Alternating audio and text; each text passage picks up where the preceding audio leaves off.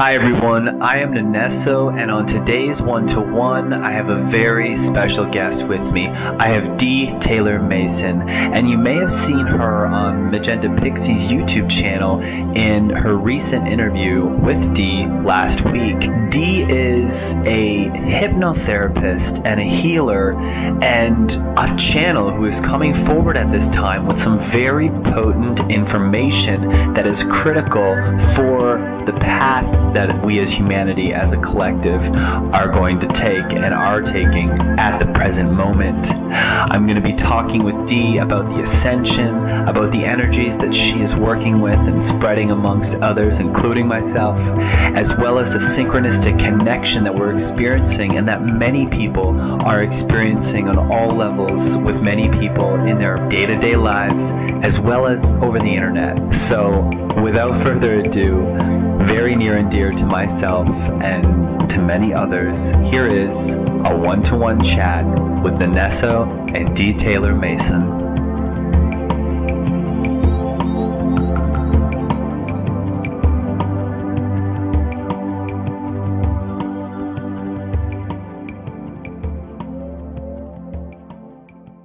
At the moment, it's the channeling that seems to be most important at this time. Right, and that makes sense. And I saw when you were doing your interview with Magenta that you were getting information quite instantly as you were talking. Now, would you say that that was a connection that you had with Magenta Pixie that brought that out in you, or is that an ability that you have where you're doing something or engaging with a person and you get this channeling or this intuitive insight? Well, it's been very interesting meeting Magenta Pixie, as she has an incredible ability of actually seeing. So she had sight of almost, she was seeing them as a packages of information coming into me. And it occurred to me then this was a lot of downloads coming in. And this is actually quite new to me, this concept, because in the past it would have been almost, I've had trance states. I've actually had states where I'm just typing or writing, and they've been training me recently to actually stand up and also to be more conscious of the energies that are coming through and the channeling. So it's very interesting for me now at this time when Magenta was asking me questions and suddenly I'm seeing these things and, oh, I do know that. How interesting is that? So it's magic for me at the moment because it's quite a new experience, although I have been cultivating it for a little while. Right. Well, I would certainly agree with it being magic because just over, the short period of time we made our introduction and we've been connecting, I've experienced the magic myself, especially, just recently, actually. You just did a voice channeling for me, which is amazing. I've never really had that sort of interaction before. But now voice channeling is something that's new to you as far as your channeling goes. So when you do channel otherwise, like you get this energy that you transcribe and translate into words, either you type it or, you speak it or write it down for later. How does that work? Like, are you actually getting words? Are you communicating with these beings as an individual aspect and they're talking to you? Or are you translating energy directly into words through your own terms?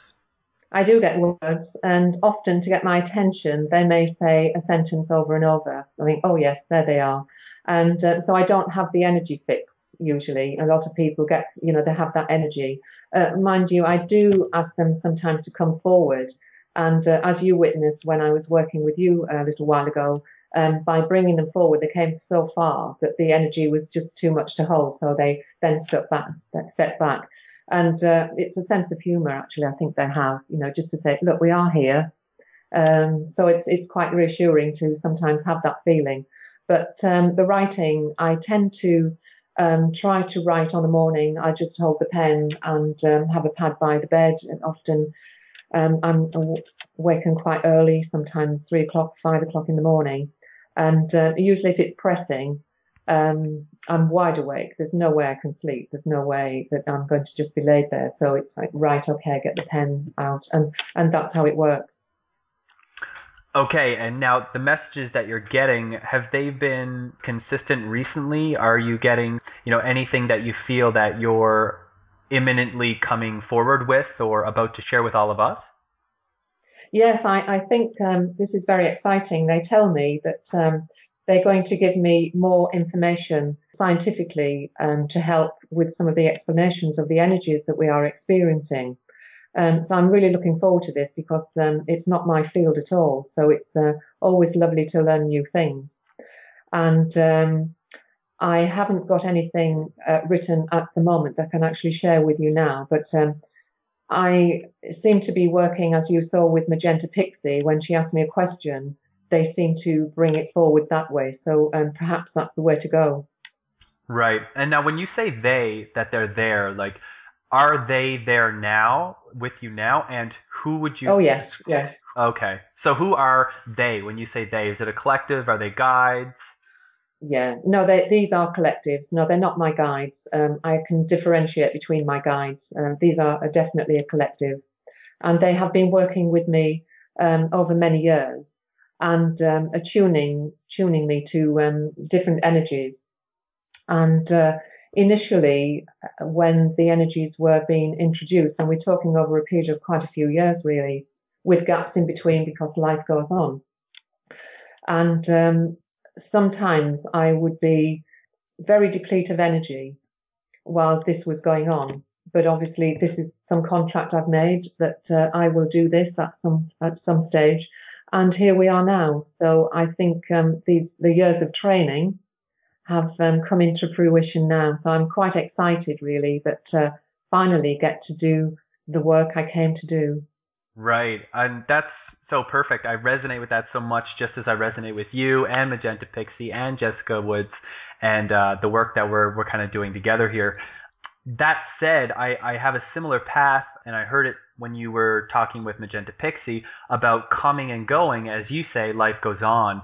Magenta has talked about in her previous experiences where she focused on her channeling, she didn't focus on her channeling, and she carried forward with life. You seem to have that same sort of path as well, and I as well, and many people do. But what you just said there about training, I really resonate with that because the training is important, and we get almost like a little taste of the fruit.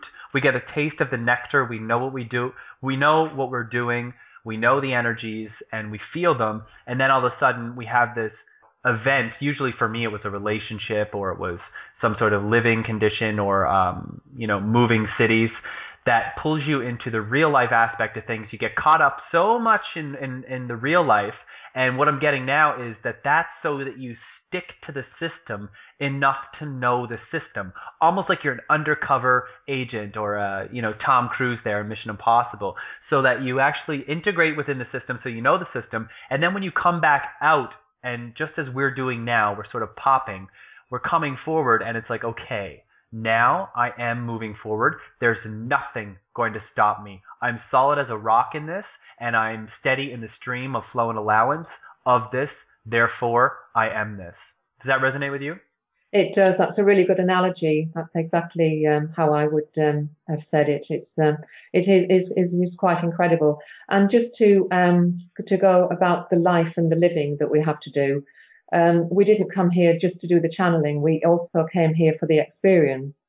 And it's often by example, for instance, things happening in life where, however we get through those things, and it can be very, very difficult at times, we are a demonstration to others as to how life works and with the beliefs and things that we're actually talking about now, being connected to the oneness. It hasn't been an easy ride. So we can have empathy with people who are having difficulties. And that's one of our missions here, I believe. That's right. I get that the empathy is something that's going to really resonate with individuals because it's their level. It's who they are as well. And when you are as real as them, and then you're experiencing and giving this example of what you know your full potential to be is, that makes it more attainable in the eyes of those individuals looking at you, or the ones that you're reflecting it to, therefore having that profound effect on them to move forward individually on their own. Correct. That's cool. So you've been doing this channeling for a while. Now, when did it start for you in the sense of coming through as, okay, you know what, I think I'm a channel here, or there are beings talking to me, or there are beings that want me to express something, or there's something coming from my consciousness that needs to come out that is not my personality. So what was that experience like for you? Was it in the middle of the night sort of thing, or how did it happen? It was quite profound, really. I trained to be a healer, and this was in those days. It was over a 2-year period, and one week we would do healing, and the following week meditation. And within the meditation, I would have this voice, although it didn't appear to be a voice. It was just a thought, which was saying, open your mouth. It was kind of really quite strange. We want to speak. And of course, I felt it was most inappropriate. And also in my naivety, I thought spirit, if you didn't speak with them straight away, they would just go away. They would just evaporate. Yeah. And of course, this wasn't the case. So I mentioned this to my teacher at the time, and she said, right, well, ask them to wait. And then when it's appropriate, we will call them in. And that's how it started. And then I would be, as synchronicity happens, I would come across people who were trance mediums and various other forms of mediumship. So it took me into a different world, which became very natural indeed. And for me, on a Sunday morning, I would often be sitting at my computer. I'm not a typist, but my fingers would dart all over the place. And I would find that I'd written something quite profound. And then it is a case of, well, what do you do with all of this? And for many years, nothing. But I've always known that there will be a time when it was really needed, and I would be using this to its fullest. And that seems to be the time right now. Right. Well, so it would be. Now is the time. That's what I keep getting myself. And as I work with myself and come into, exactly what you and everyone else are doing into themselves, as Nenesso, I'm just surrounded, engulfed by this immense and profound synchronicity. And it's led me even more so to this point recently with the profoundness of it, to connecting to you. You know what I mean? Like seeing your name repeatedly, having these, visions of our meeting and things like that.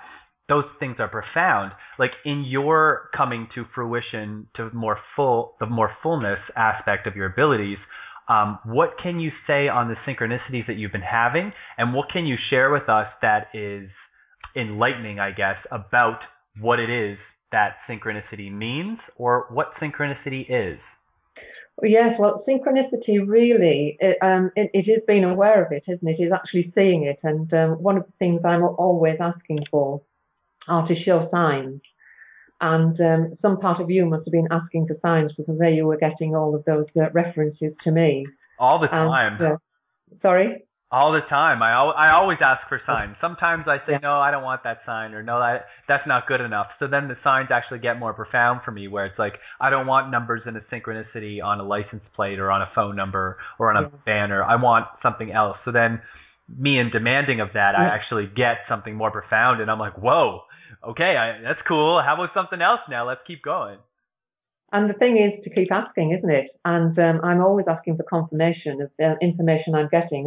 I would hate to be passing on things which are not true. So I then ask for confirmation, and then I will get signs. But before we even met, I think I mentioned to you on one of the talks we'd had together that I do also have mediumship skills, and my grandfather came through to me and told me that he had reincarnated in Canada. And he was called Joe in the life that I knew him, and he's called Joe in the life in Canada, and also gave me his name so I could check him out on Google, and actually there he was. So that was quite a big sign, I would say, Daniel. And then when we met and spoke, and your middle name is also Joe, so there's quite a lot of humour going on here. They do have a sense of humour, which I find very amusing at times.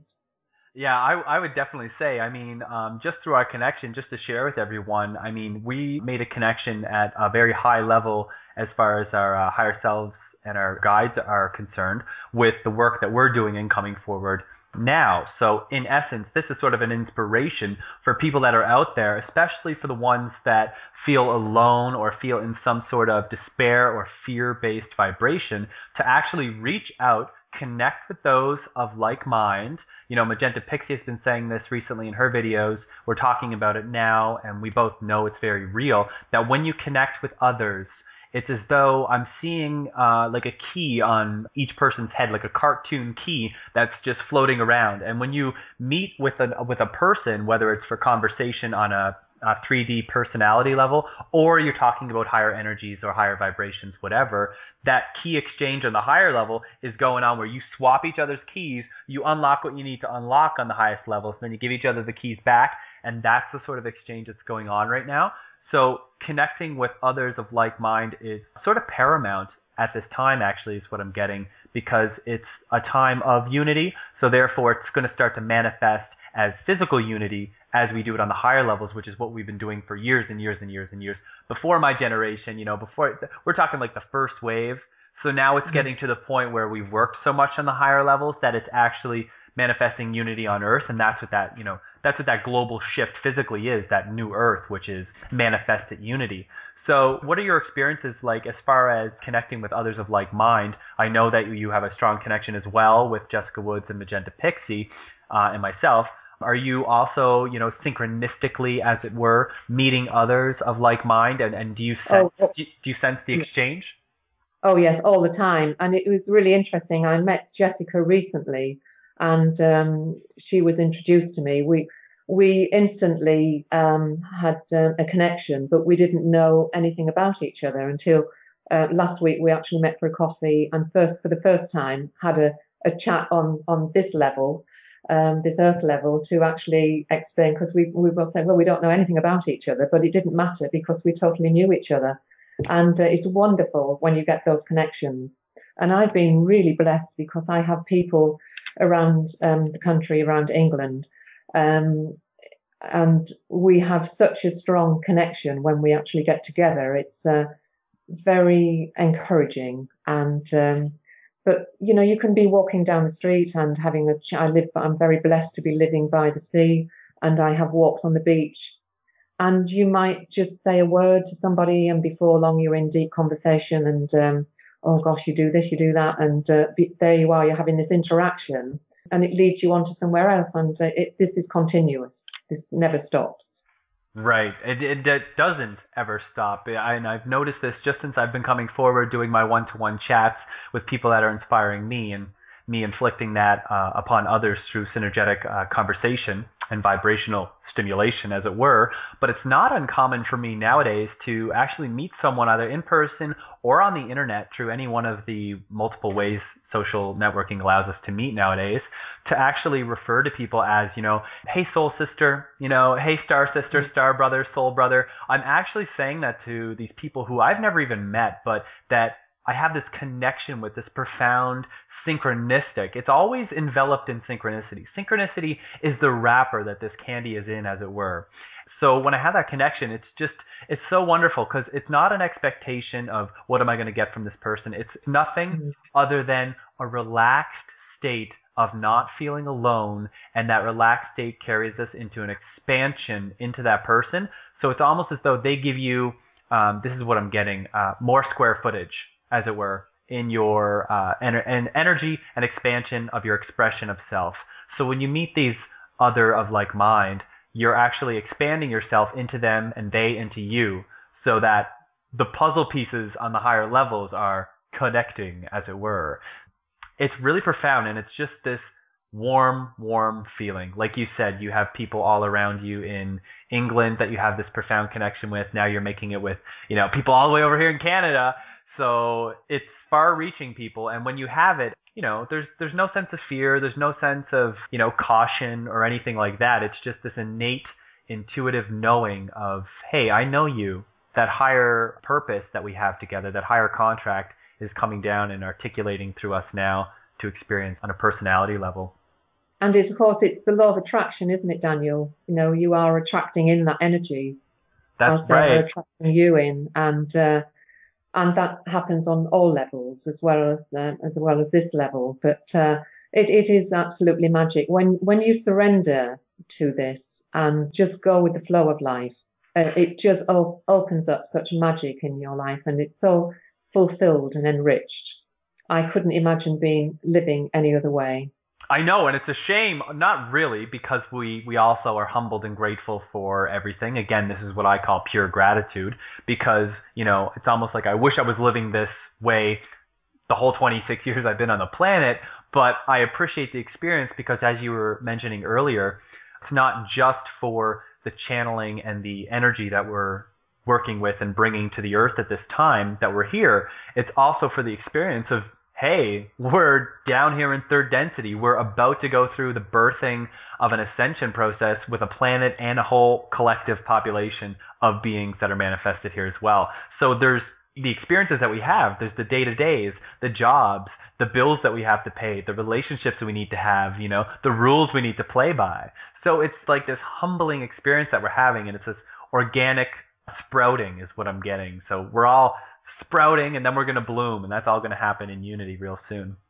Oh, well, you can feel the excitement building up now, can't you? I mean, yes, we talk about having the bills to pay, and life sometimes can be quite difficult, but the energy that is surrounding us at the moment is just lifting you through that now. It's just quite amazing. And wow, aren't we lucky to be here at this time? Well, I would say so, and it comes back to what you were saying earlier, relax and let go with the flow. It's almost as though, and I keep throwing back to a couple thousand years ago when Jesus said the things he did, or it was the Buddha, or, you know, Krishna, or whatever it was, all these teachings and spiritual masters, as it were, that were saying these things. And one of the things that we're all familiar with is renouncing the world. So renounce the world, you know, or you have to surrender yourself. And a lot of people take that again, and this is what I work with intimately, is the concepts. And the concept of letting things go and renouncing the world. Some people live the intellectual version of that so well that they're actually convincing themselves that it's a very spiritual way of doing it, where you'll see people that will destroy a family, or, you know, maybe not necessarily destroy. Some people will define that as a harsh word, but will sort of leave their family, leave their relationship, let's say give away their car, their possessions. They'll go on this journey where they'll backpack across America or across the world, and they do feel the energies, and they're coasting along the energies, as I would call it, like a rock skipping, you know what I mean? I'm seeing it, I'm getting more and more that we're supposed to be like a bird that can fly but needs momentum first. So we're like this large bird that's running, gathering momentum, and then is able to fly, you know? So people that are renouncing the world in that intellectual, spiritual way are the ones that are not experiencing the full aspect of what we're talking about, which is once you let it go, renounce the world in the sense of don't let it affect you. You don't have to leave your relationship necessarily. If your relationship isn't going to serve you in your future and your wholeness that you're embodying, your relationship will naturally come to the end of its course. It will just fall apart on its own. But when you renounce the world or let go and be in the flow, as it were, all of a sudden you look around. And I've experienced this with myself. I just gave you the analogy before when we were talking about the 3D glasses you put on and things kind of pop out and you can turn them around almost. So it's as if I'm so in the flow, you know, I'm not necessarily worried about how I'm going to pay these bills, and I'm not necessarily worried about how this relationship is going to pan out, whether it be business or personal, and I'm not really worried about all of the things, because when you stand in the stream of flow and allowance, you actually are renouncing the world. That's what is meant by that concept. The definition is just relax. Because once you relax and renounce it and let go of the definitions and let go of the clenching grip that you have with that stuff, your higher guidance and the higher energies are saying, perfect, they've let go, this is great, we can bring them more, you know, and it's going to be more abundant and more joyful for them, but like they finally let go, you know what I mean? Instead of being that hourglass where it comes through the sand, 1 grain, 2 grains, 3 grains at a time, you widen that hourglass and then you just get like the whole beach, you know, and that's when we can say life's a beach. That's so right, though, isn't it? Once you stop, it just starts to flow, And that's when the pure magic begins. That's when pure manifestation comes in. Well, speaking of pure manifestation, Dee, I've been experiencing some wild and profound manifestations since we've met not too long ago and started connecting on higher levels as well as personality. And we've been working with this energy that you're bringing forward and working with at this time, which is this love energy, the light of vibration energy. And I'm just going to share this with people because they may not know on a personal level, you have worked with this energy with me and attuned me to it. And it was kind of like overnight, literally, because you wrote me an email the next day and said, oh, by the way, I tuned your fields to the energy. And I kind of responded with like, oh my God, that's why I couldn't sleep, It's like I was up and I was like in this stream of consciousness. It was literally as if I quantum shifted reality because I woke up a different person. And everything was lighter, everything that I saw wasn't a problem. My floors, I'm like, oh my God, I should be sweeping my floors like I'm walking on sunflower seeds that I spilled like 5 days ago. It didn't bother me. I was like, yeah, I will, and I'm going to, but it didn't bother me. Certain people that I would meet in the street didn't bother me. Certain problems I was having, with my finances, it just stopped bothering me. And this profound synchronicity is starting to lead me to new doors, new avenues, and an expansion of my relationship with you and Magenta and Jessica. So can you please enlighten us a little bit as to where this energy came from or originates and what it is that you do to attune someone to it? What are the benefits of it? Just basically open up about it because I'm a living example of how amazing the wonders are that it does work. Oh, that's wonderful. And I'm so pleased that it had that effect on you. First of all, Daniel, I must apologise for actually doing that in the middle of your night. The time zones here are quite out. That's what I've been saying to everyone. I'm doing one-to-one chats with people over in England and the UK and Australia and different parts of the States and the world. And I'm like, my whole time zones are thrown off completely. And some people are saying, well, Daniel, how are you? How'd you miss this appointment in real life? And I'm like, sorry, dude, I'm on England time or whatever it is. So it worked out very well, but it was quite a little surprise. Quite a surprise, yes. So I shall be aware of that when I'm doing that in future. Well, it's quite an interesting story, really, how it came about. I had been told about it. I was often with the major things within the spiritual side of these gifts. I was advised that this may happen to me by a reader who I trusted. And I went off to Dubai thinking I was having a holiday. And I spent 3 days downloading this new energy. And it is called the light of vibration energy, the love energy. And it is an energy that was used by Jesus and also in the time of Atlantis. And it is all the colours of the rainbow, all the colours of every chakra, and it is encased in a pearly white essence. And the pearly white essence is in fact the essence of God. And I attune people with this. I have attuned people en masse and individually, obviously, from a distance with you. And what I first do is draw out if any negativity that the body may be holding.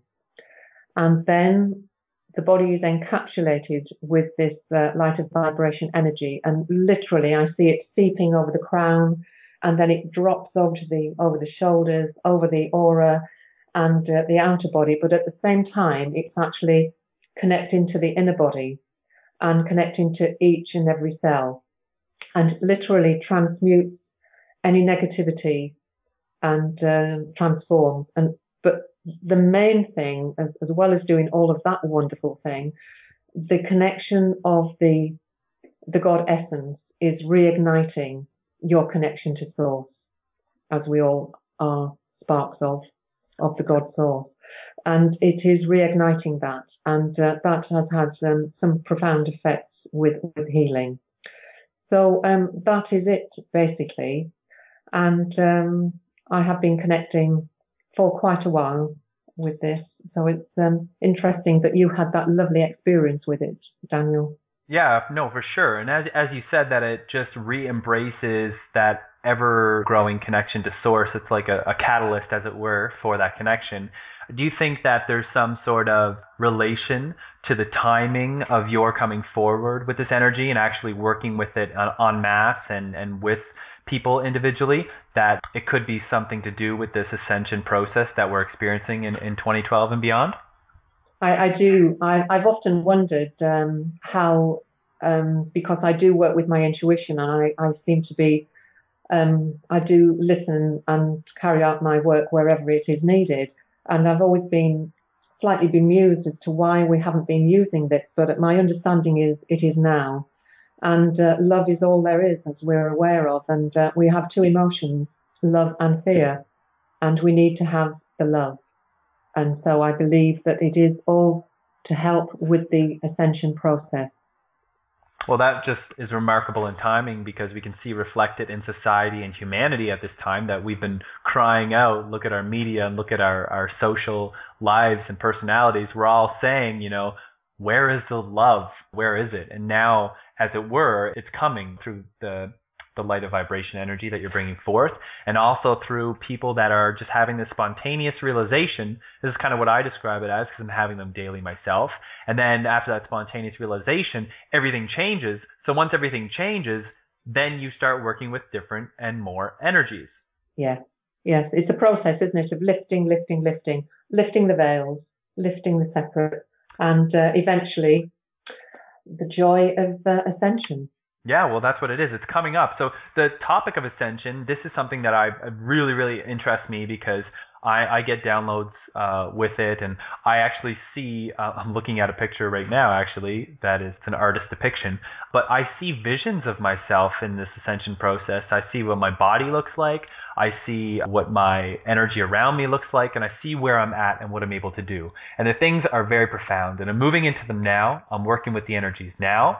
And the reason why it's so humbling in this process is because I know that it's, let's use the metaphor of a ladder, and I see what's on top of the ladder on that roof or the ledge I'm climbing to, but I also know each step, which now makes me able to take those steps in stride and pride and humility and humility, because I'm going up at this steady pace now. Whereas other people that do have that sort of fear-based vibration, or that, lower dense vibration that makes them cautious, where each step they take on the ladder, they're like, okay, who's supporting the ladder? Is it going to be okay? Mm-hmm. Is it going to fall backwards? You know what I mean? That's the sort of thing that's holding us back. So with the ascension, and let's say again, going up a ladder, what do you see, or have you been getting information on the process of ascension as far as literal transformation? Like what's going to happen with the earth? I know a lot of people are saying, and I resonate with this, that the earth is splitting, let's say, into two, as if it was a cell in mitosis, and you have the old earth and the new earth. What's your take on that? Yes, I get that exactly. That's the messages I have been receiving. And as we each grow and become lighter and more enlightened into who we really are, and into our space of love, this will separate us. And I have seen that the separation of the planets, whether this is a metaphor or whether it's a physical, but that is how it has been shown to me. And the dense energy just cannot be in this space. The two things cannot be in the same place. That's right. And that kind of goes with what I'm just getting right now, which is act on it, act on it. That's kind of what's being said to me. And act on it in the sense of people understand this. As you say, when we envelop more of our love and embody more of our love, people that are wanting to move forward, that are saying, I am embracing my love, or oh, I do, or oh, I'm a good person, or oh, whatever. If you really want to move forward, and these are the types of people that I'm targeting necessarily as, my demographic or the people that I'm working with intimately, is that you really have to act on it. You have to act on what it is you know. You have to take that knowing, manufacture that concept, manufacture that knowing, turn it into a production, a blueprint, then take the blueprint and go into the building stages, which is the applicable steps, the applicable templates, and the choices you make in every moment in your real life. So unless you do that, then you're not changing. And you can do that, people. You don't have to wait until you see somebody walking down the street that you need to talk to or help out see somebody at a corner store or something like that who needs a few bucks or some spare change, or someone in need that comes to you and needs assistance and support. You have to wait for those. I'm talking like your own thought patterns in your head. Like when you stand in front of the mirror, you judge yourself or whatever it is. You can literally stop yourself in that moment, correct yourself, and move forward. So that's what I mean when you have to act on it, not waiting for the opportunity to act on it to say, oh, well, I am moving forward, or I will, or I want, and this and that, and use justification really instead of application. So when you switch it to that mode and you start doing it in every moment, you start to experience it more and more and more and more and more and more and more. So you experience it more and more in the sense of what I mean by that is you experience the actual choice process in every moment. So in every single moment, you actually are knowing and aware that you're making a new choice. You're becoming the person you are in the moment, not based on the assumptions and the training and the life experience or the education or whatever it is that makes you who you are that was from the past, or your desires, aspirations, and timelines that you see in the future. It's exactly focused right here at the 0 point energy within yourself as who are you right now? Absolutely. Absolutely. And I think the other thing to mention here, Daniel, is responsibility. You know, responsibility for yourself. Absolutely. Respond with ability. You have the ability to actually change your thoughts. When you're having a negative thought, you change it. I work with the mind as a hypnotherapist, and that's one of the areas that we look at, changing your perspective, changing your thoughts. And these need to be monitored on a regular basis, not to drive yourself crazy with everyone, but just to be aware of your thought process, because this is your journey. Nobody can actually hold your hand and take you there. There will be people to help you, but you must put the work in. Right. Intention and practice. Well, what I'm getting right there, Dee, it's funny. It's always a sense of humor with what I get here at Nenesso. And I'm getting, it's a story when you said that your life is a journey. And I work pretty intimately with the Pleiadians as well, and it's always about a story with them. We're all storytellers, right? So it's like this narration of a book or narration of a journey. In essence, our life is a book. And so there's a voice narrating the book, and as you're reading it, and then you have that realization moment, as you say, when you stop yourself and correct yourself, be aware of your thought process, where you're like, wait a minute, what's that voice narrating? I don't read it like that. You know what I mean? And you actually have that. And then, but for a little while, and this is what my experience with it was, is that you actually listen to it first because you become aware that there is one. You know what I mean? You become aware of your inner thought process.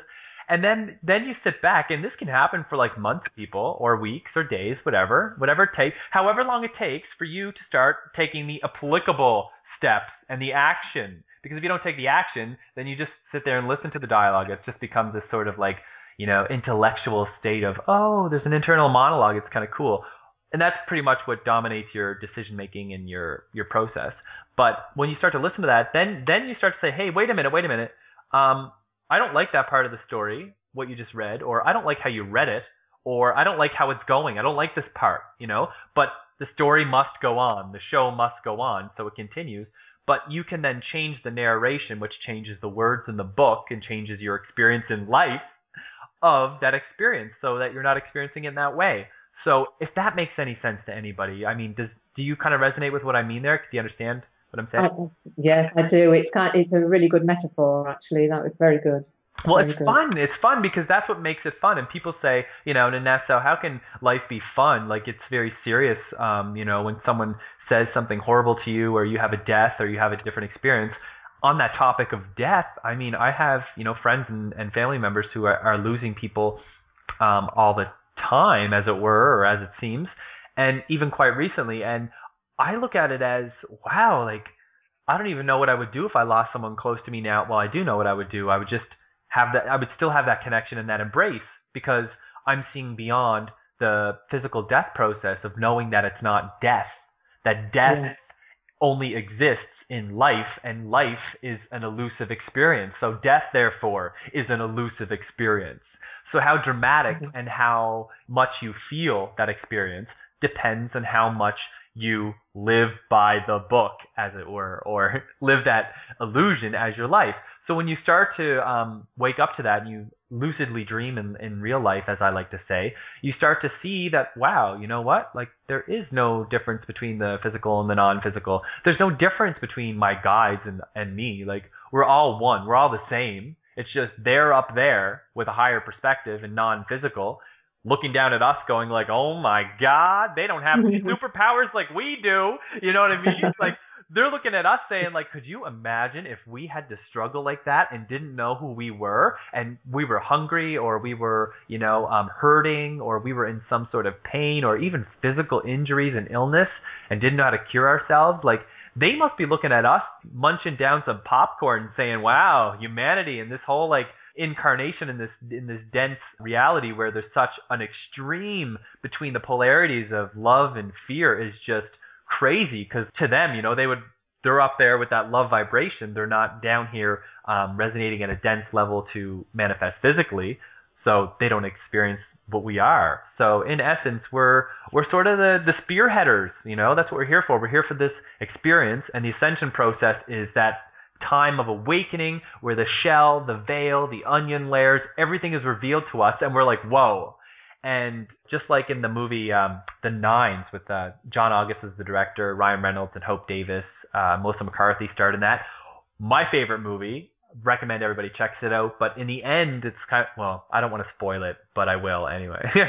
But where like it just happens where reality kind of like melts away. You know what I mean? And that won't spoil it, people. Trust me. It takes me on a ride, and I've watched it 12 million times, and each time I watch it, I pick something else up. John August is sort of brilliant like that. He directed Go and Big Fish and those sorts of films. So when it all sort of melts into the big picture, nothing else matters, and that's where you just start laughing away, laughing all the way to the bank, as it were, or laughing in the flow of the renouncing of the world. That on that topic, we're digressing a lot, but that's kind of cool. I love how these things happen. What is it that you're getting that is most imminent for humanity to sort of embrace, like those parcels, as it were, that you're getting of information? Have you begun to sort of unwrap them or see what's in them, or what sort of areas do you think, from your channeled experience and your channelings, do you think we're going into? Do you think these are going to be messages of wars that are going to become peace, or, international affairs that are going to be opened and united, or individual things? Like, what is it? What is humanity facing right now? Because as sensitives, we both feel it. So what do you think is the most imminent as far as the next step in this process is concerned? Right. Well, the next step, it's a progression, and it's already started, and that is a change of consciousness, and that is already happening right now as we speak, and will continue. And that's where you're getting the division of the planets, almost, because the consciousness is changing, and the masses are either moving towards love or they're moving towards fear. So that is what has been shown to me now. It's and this time is really important because we're nearly at a tipping point where the mass consciousness is changing dramatically, and that's what this time has been about. And so do you fall into the agreement that that tipping point, if we could define it, would be December 21st of this year? No, actually, I think it's already happening. I think it's happening now. I think the 21st of the 12th it will be a time that will be remembered, because that date has been kind of around us for quite a while now, and I think people will probably want to do something with that date, just because it is a date that's been given. But I think we've already passed that date. We're on to the next stage. And as I see it, as I understand from my guidance, there is a change within the polarity also, but that will be a gradual thing. We have known this from the scientists, but it is something that will be going on till approximately 2015 is the time I'm getting. But it's such a gradual thing. It isn't going to be the big earth shift that some people had thought that it would have been earlier. So they're the things that I'm seeing right now. Yeah, I'm resonating completely with that as well. And I feel like it's already happened, that tipping point, the tipping of the scale, critical mass, whatever you want to call it. But I think that we're the ones riding the wave on the cutting edge, and the ones that are going to, wait until, let's say, what I'm getting is there are going to be many gatherings. There are going to be many people get together on the internet at physical points like the pyramids and the Stonehenge, and all of these things in places all over the world are going to be occupied. It's going to be like you're going to see, you know how they have the Occupy Wall Street movement and the Occupy whatever? What I'm getting is on December 21st, 2012, it's going to be this mass consciousness movement where people are going to say like Occupy Earth. And everyone's just going to go and occupy or get together with these groups around these energy points all over the world that they're drawn to, that they're blueprinted and contracted to go to, and also just, you know, for the ones that want to kind of be a part of it, because it is huge. 2012 is the biggest thing of all of our generations. It's that Mayan calendar date. It's that be all or end all. It's some people, the end of the world. So everyone's going to want to be involved on some level, and maybe not even them knowing it, it is going to have an effect by their participation. It's their willing, conscious participation in it. It is, yes. In the blink of an eye. Things change within the blink of an eye. And I have to say, Daniel, since we first linked up, the energies that we have been connecting with together and separate, that has changed my perspective on many things within the blink of that eye. Absolutely. That's, again, I keep throwing back to Jesus, and you know what? And I say it all the time, but Jesus is my homeboy, and I feel that kind of connection, and I resonate with the messages he brought, but I'm actually digesting them in this modern 2012 language and articulate way of expressing it. Whereas 2,000 years ago, he said, forgive them for they do not know what they do, or in whatever way. Nowadays, we would say, know your role. Know your oneness, and know you're not acting from that point of oneness. Know that you're just being this person who's narcissistic and negative. You know what I mean? And then you can change it from there. And if you say, well, I don't want to change it, it's like, okay, well, then that just showcases that your blueprint is taking control here, and you've contracted to have the experience in this life of doing that. But absolutely, Dee. I mean, my life has definitely taken a turn uphill, a twist, a spiral. All these sacred geometry symbols are just fleeting my mind right now and going through my being. The energy that I'm feeling is definitely remarkable, and it's more intense than I've ever felt before. And I really feel as though that I'm on the cutting edge of my personal life, but I've never felt such a connection with the others that I'm being in contact with. And it's sort of like we have in life our immediate family, our mothers, sisters, brothers, our extended family, cousins, uncles, aunts, grandparents, etc., etc. I feel as though like I'm initiating myself into the first wave of my immediate family, you know, which is yourself, Magenta, Jessica Woods, like this energy that we have. And as we develop it further, like you said, like you and I have been talking, it's just been so catalytic in its nature and tying things together to the point of it being so humorous. I mean, I come home sometimes and like I will, you know, email you in the middle of the morning, in the wee hours, and because we have this time difference that's so kind of funny in itself, I wake up in the morning, there's an email from you, you wake up in the morning and there's an email from me, and it's kind of like, you know, all these synchronicities and this stuff happen. It's just, it's so funny, and you want to share it, and it just, what I'm getting is it's like the lubrication or the oiling of the birthing of more of ourselves embodied. And it's wonderful to actually meet up with people, and this is to everybody really, and you have a resonance with somebody at that level, and you just want more of that meeting. It's more of the meeting of various people. It's not just one person.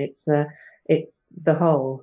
Yeah, and it starts with the interlinking. You know, you'll connect with one, you'll connect with a few, you'll connect with the many, then you'll connect with the all. It starts, you know, as that effect, it gets bigger as you become more expansive and more flowing, you can open more to that connection.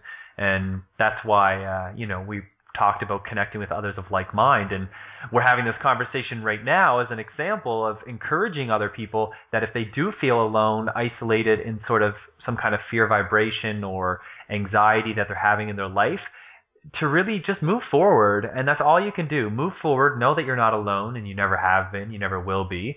And in your physical life, if you feel alone, just open up and really reach out there. You don't even have to do it if you're shy or if you're still not feeling like it's going to become your life. A lot of people are living, you know, the mainstream system life where spirituality doesn't necessarily fit in. That's okay. We have the internet for that sort of thing, you know what I mean? You don't even have to disclose your picture on some of these like networking sites. So you can really connect with people, even if it's just, you know, typing away or chatting on Skype, any sort of interaction, like I said, what I'm getting is you have that key exchange where you unlock something or learn something from someone, whether you're watching one of my one-to-ones, hearing one of my videos, watching one of Magenta Pixie's, you know what I mean, hearing anybody out there, it's doing that exchange. You're making that connection. Just take that step forward. Yeah. And ask your, to speak to yourself. It's asking your guides. And just to go back, we were talking about the guides earlier, and some of them may never have incarnate on the planet, on this earth, this density. Right. So they have difficulty understanding why we'd want to be here in the first place. But the ones who have been here, and of course, here's an interesting one, you may even be guiding yourself on some level, and they're just in awe of the ways that we are here, how we've managed to get to the level that we have reached. Yeah. Because they do understand it has not been an easy ride. To be born and forget everything, which takes me on to the next children who are coming in. They will remember. My understanding is that these new children will remember. That's right, and I feel a profound connection. I know I'm going to be working with many of these children, not necessarily physically, but on higher levels and all levels in some cases. But to me, they come as, they're known as the children to come. And basically, they're the ones that are going to be born fully aware of their totality, and they're going to embody it, and they're going to astonish all of us. And that reflection of that manifestation in the form of our children is just going to blow us away, because what is our connection to children right now? They're so precious to us. They're very dear to us because they're the future. They're so innocent. They're so, vulnerable. They need protection. They're malleable. Well, these children that are going to come in are going to embody all of those qualities, but at the same time, they will not be malleable. They will not be vulnerable. Do you know what I mean? They're going to come through with this innate knowing, and they're just going to exude it. So therefore, it's going to be a complete, and this is what I'm getting right now, a complete sort of paradigm switch where the children to come are going to teach the old. You know what I mean? The generations that have come before them, where it's going to be inverted. Those born will teach those old. So the new and the old are going to have that paradigmical switch. Yeah. Wow. What a place to be. What a place to be. What a time to be. I also want to touch on a topic that a few people I especially know are talking about, and I'm wondering if you've heard anything in your channelings or if you're getting any whispers, as I'll call it now. There are a lot of people that are in a vibration of what I'll call fear, because who wouldn't be with this information, but they're drawing on the information that Earth is actually birthing itself. Its light body is going to be just that, a star, where our planet, and there's people out there that do work on this, and there's a lot of information if you just go and search it, that Earth is actually planets, rather are embryos, and stars are born. So there's this information out there that I'll just touch on lightly now, where the photon belt, this energy that's coming from our galactic core, is hurtling towards us, and we also, traveling through space-time, are going towards it. And when that photon belt, it's already been coming here, I think, for tens and tens of years. It's getting more intense as we get closer into it. The culmination point on December 21st, 2012, is when the maximum impact of that photon belt is going to hit our sun. And what's going to happen to our sun is it's going to, increase in size, and it's going to, what scientists refer to as the red giant phase. And it's going to engulf Mars and Venus and Mercury, and it's going to engulf those planets, and it's going to just grow huge, which is going to, engulf the Earth. People are going to be taken off planet. And the Earth itself is then going to, the atmosphere is going to melt away, the crust is going to melt away, the Earth is then going to be linked up completely with the sun, and the Earth is birthing herself then therefore into a sun. It's going to pull energy and gravity or whatever it is from the sun. The sun is going to then shrink down to whatever, and then the Earth is going to, be a bright star. What is your take and information that you may have channeled on that? Right, I haven't channeled anything, but what I'm getting as we're speaking is that no. Okay. That's all I'm getting on that, Daniel, sorry. No worries, because that's basically what I've been getting too, like no. And it's funny because scientifically, and maybe this is, something you're going to come forward when you get these messages and it's time for you to bring them forward scientifically, because in the scientific community, this is sort of the explanation they're going with. So this is, in essence, I believe, keeping people in a fear-based vibration of thinking, well, the Earth is going to ascend, and when the Earth ascends and becomes a star, there is no other Earths. Like, there cannot be an Earth that does not ascend, because if Earth ascends, it does. But I am firm and solid in the belief that, and the knowing that, yes, there will be the Earth that doesn't necessarily ascend, but it will. Do you know what I mean? It's like there are levels, just like there are infinite realities, infinite parallel Earths all around us all the time. It's the same thing with this. It's like, yeah, there are different vibrations and different frequencies of Earth. So, of course, you can experience whichever one you're tuned into. So absolutely, you don't think we're going to be engulfed by, like the movie Knowing, let's say, with Nicolas Cage is what I'm getting at here. No, I'm not getting that at all. It just seems like a science fiction thing that's being portrayed there. Not at all. I'm not getting that at all. Yeah, it doesn't also bring really any choice into the matter, because that puts a timeline on it. And the timeline that is out there in the information that I've sourced is like March, April 2013 is when that's going to happen, where the sun actually grows in size to the red giant phase and engulfs our two outer planets, Mercury and Venus, and then, melts away the others. I'm just getting, as you're speaking, from my guides about the scientific explanations will actually, I believe I have them. They're not going to be given until such time as is the right time. It could confuse things at this moment, but they will be given later. Right. And I'm completely okay with that, because, as we were talking about before, it really falls into that when you renounce the world, or when you let go and are in the flow of knowing, that you're actually grateful for that, like that message that was just given to you there. Whereas you're right, like the divine timing will come into effect, and it's going to be divine. Otherwise, if we get that information now, it's really not going to serve us, because we haven't processed and dealt with what we have now to make room for that. So that's what they mean by as when we progress, the information will be given to us as we need. Yes, it could actually blow your mind. I mean, there are so many changes about to happen for the paradigm shifts in many areas that it would be wrong to give too much information too quickly.